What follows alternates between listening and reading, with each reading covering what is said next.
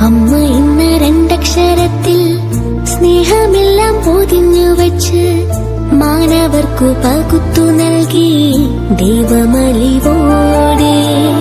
അമ്മ എന്ന രണ്ടക്ഷരത്തിൽ സ്നേഹമെല്ലാം പൊതിഞ്ഞു വച്ച് മാനവർക്കു പകുത്തു നൽകി ദൈവമലിവോടെ.